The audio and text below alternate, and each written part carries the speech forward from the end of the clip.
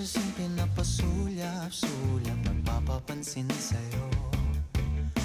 Umabot sa palitan ng mga mensahe, kilig na kilig ako. Kumusta, kain na, hello, magandang umaga. Ingat ka, pahinga, huwag kang masyadong magpupuyat pa. Naramdaman ng puso na